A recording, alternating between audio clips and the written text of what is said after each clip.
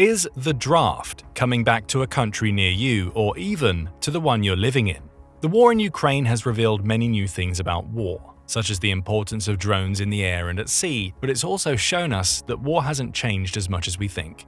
The conflict has often resembled World War I. Trench warfare and indiscriminate artillery bombardments have been commonplace, but the resemblances go far beyond the battlefield. One of these is the slow but steady return of the military draft.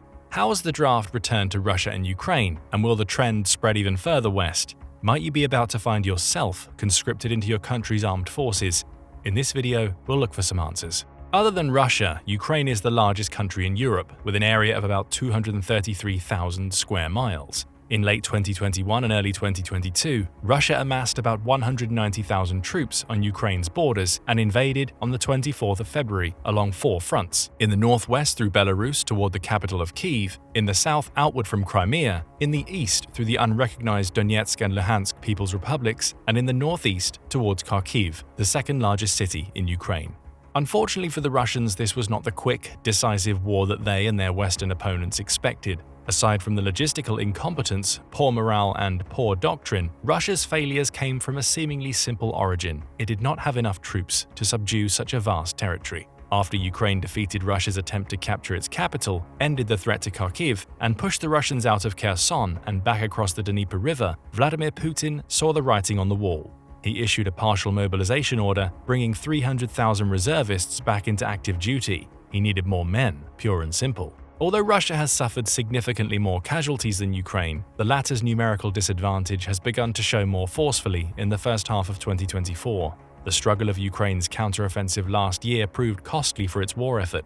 Even soldiers who have not become casualties have been in combat with little or no relief for over 2 years. Like their Russian enemies, Ukraine needed more men.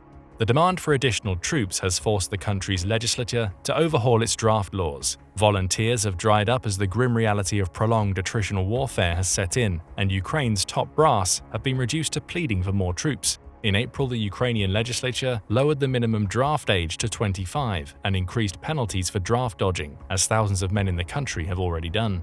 Ukraine even took a page out of Russia's playbook and allowed some prison inmates to serve. Women in Ukraine are not subject to these conscription laws, but in 2021, anticipating invasion, Ukraine opened the door to drafting women. Women in less specialized professions were forced to register with the Ukrainian military for possible service. However, these new changes might not be enough. Ukraine's commander in the Kharkiv, Donetsk, and Luhansk part of the front, General Yuri Sodol, claimed that Russian forces were outnumbering his troops by 7 to 10 times during the debate over the new draft law.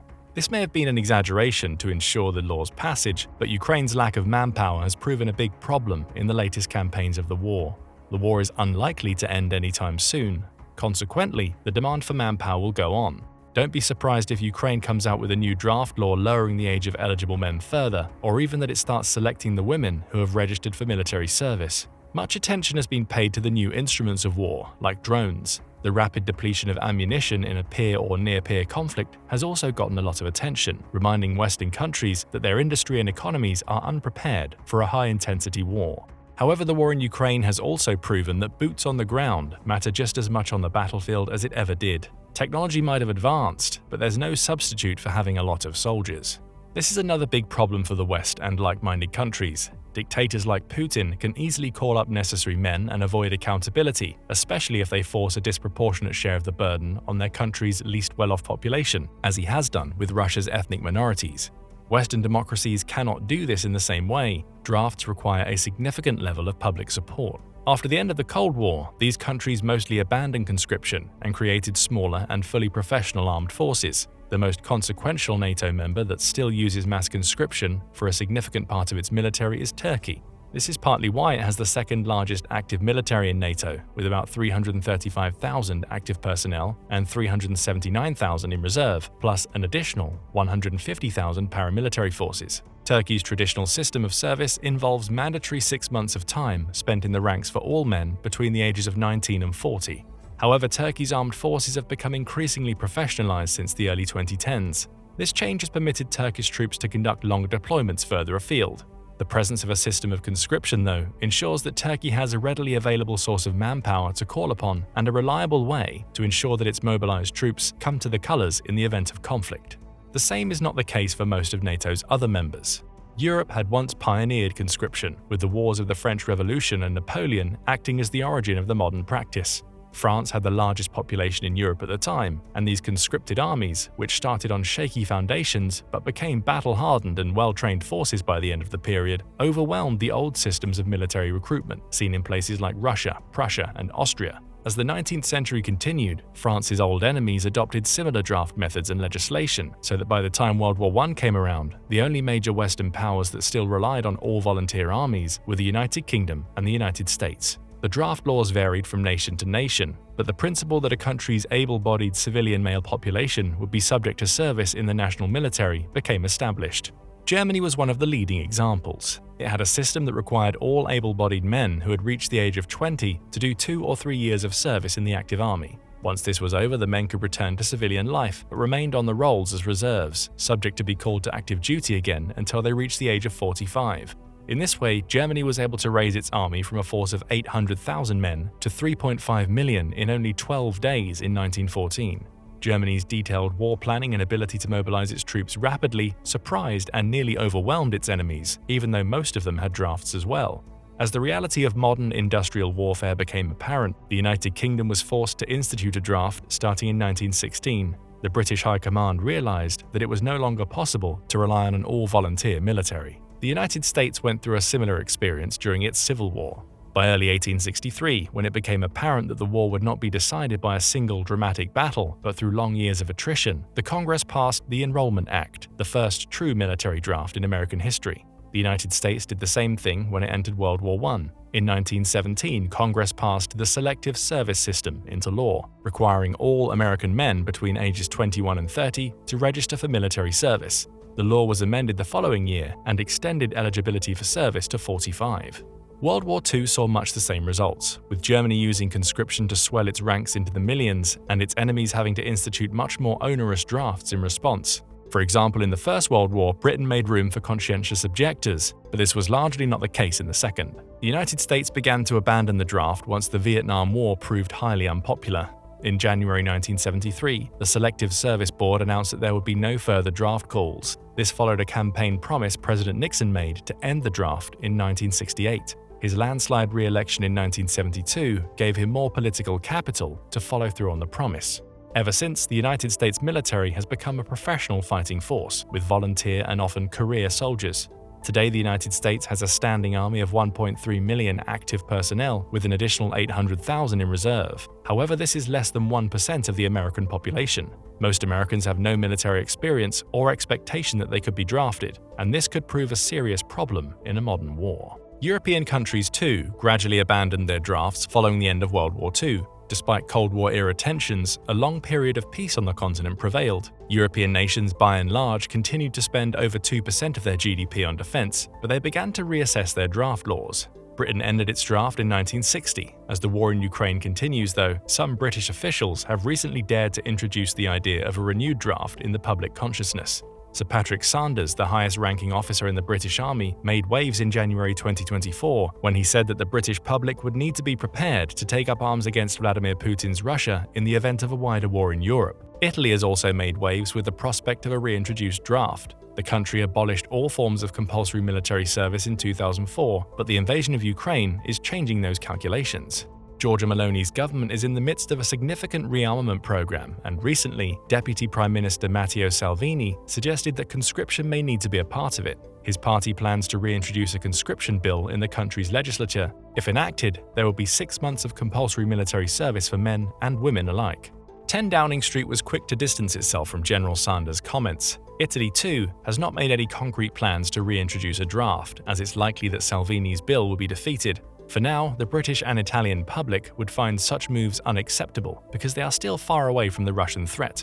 Other countries do not have the same luxury. Germany, the leading power in Europe, but which has been notoriously negligent in its military preparedness, has slowly changed its tune since the invasion. A mere 3 days after Russia attacked Ukraine, Chancellor Olaf Scholz announced that Berlin would meet the NATO benchmark to spend 2% on defense and create a modern military capable of defending Germany from Putin's aggressions. The problem is that in addition to a lack of industrial capacity due to years of low spending, it's become apparent in Berlin that the modern method of recruiting soldiers would not raise the necessary forces in the event of a conflict. Germany was the center of Cold War tensions, the area likeliest to suffer the worst in the event of a Third World War. While it's not as vulnerable today, NATO still considers it under enough of a threat that preparing to defend it was one of the most important parts of the Steadfast Defender 2024 exercise, the largest the alliance undertook since the fall of the Soviet Union.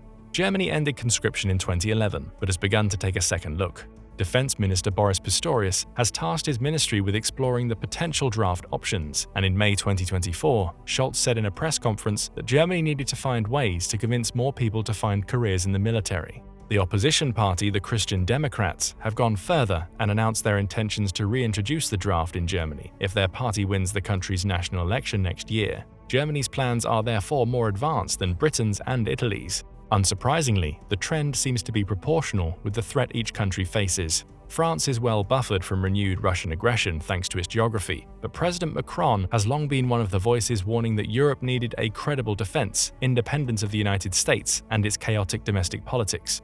France ended its draft in 1997, but even in the 2000s, policymakers in Paris began to realize that their country was unacceptably vulnerable. France's projects Scorpion, Titan, and Vulcan have meant to shore up supplies of military equipment and ensure reliable manufacturing at scale. Once these initiatives were in place, French policymakers turned their attention toward the supply of manpower.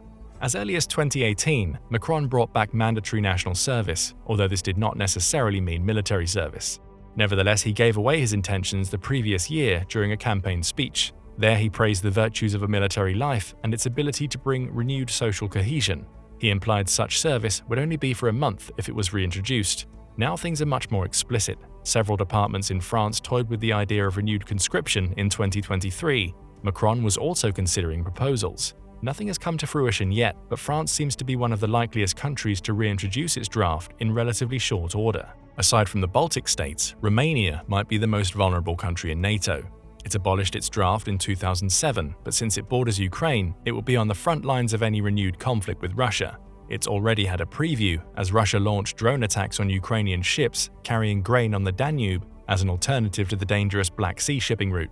Some explosions reportedly took place on Romanian territory. Romania also has Serbia for a neighbor, which is a friendly country to Russia, and has also made serious overtures of bringing back conscription in its borders. Additionally, the low pay in the Romanian military, less than $1,100 per month for non-commissioned officers and even lower for privates, makes voluntary recruiting even more difficult. In light of these realities, Romanian Prime Minister Nicolae Ciucă floated the idea of bringing conscription back in 2023. His speech highlighted a growing realization among European leaders in general. Back onto the drawing board comes the defense industry, needing to be turned into war industry, and so do the small, technologically sophisticated armies of professionals that must revert to mass armies with society-wide reserves and extensive mobilization capabilities to cope with a large-scale, long, high-intensity, and resource-depleting warfare. Ciucă is a former general in Romania's armed forces, so he understands the delicate situation better than most. Romania is one of the NATO countries spending above 2% of GDP on defense, reaching 2.5% in 2023, but it would have serious manpower issues if it did not reintroduce conscription, manpower issues which have already proven so dangerous over the course of the war next door.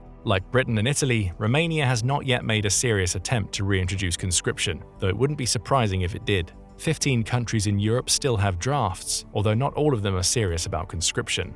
For example, the Netherlands does not enforce its draft laws. Its relatively safe position has given its politicians cover to not be serious about it. Lithuania is a different story. It's one of the countries at the highest risk of a Russian invasion. It abolished its draft in 2008, but reinstated it in 2016 after Russia's annexation of Crimea and support for the breakaway republics in eastern Ukraine 2 years earlier. Given their historical experience, the Lithuanians caught on to what Russia was up to, and Vilnius reinstituted its draft to cope with the increased threat. Under the current law, Lithuanian men between the ages of 18 and 23 may be called to serve in the armed forces for a stint of 9 months and are selected randomly through an electronic lottery. 27,000 men are currently in this lottery. Estonia, another of the Baltic states, also maintains conscription, with all men being required to serve 11 months under the colours.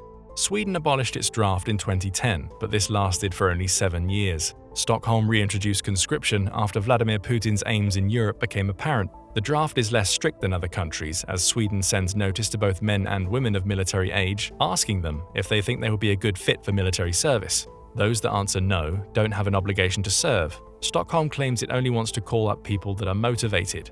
Those that do serve stay between 9 and 12 months. If the Russian threat continues to grow, don't be surprised if Sweden becomes less accommodating with those that do not wish to serve. Norway shares a border with Russia, which is why it never abolished conscription. In 2013, conscription was extended to women, making it the first NATO member to do so. All able-bodied people between the ages of 18 and 44 are expected to serve for 12 months. In wartime, the eligibility pool rises to the age of 55. This model is one that countries like France and Germany see as potentially being ideal, which means that if they were to bring back their drafts, women would likely be involved. In Europe, the trend seems to be a slow and steady return of conscription. If the situation in Ukraine gets worse, don't be surprised if those dominoes start to fall, as they have through the history of the European continent. In the United States, policymakers have floated a return of the draft, but while the selective service system remains in place and all men must register with it upon their 18th birthdays, no serious prospect of a reintroduced draft has made any headway. The all-volunteer military was more than adequate to face down the Soviet Union in its last days, and the era of American hegemony that followed. However, with Washington pressured in Europe and the Indo-Pacific, the demand for more soldiers is likely to increase in coming years, and in the event of a war, America would likely be involved on at least 2 far-flung fronts, just as in World War II. The current size of the United States military would be inadequate for this mission. That remains theoretical, but one thing is certain. Momentum is building to reintroduce conscription in many of the countries that thought it would be gone forever.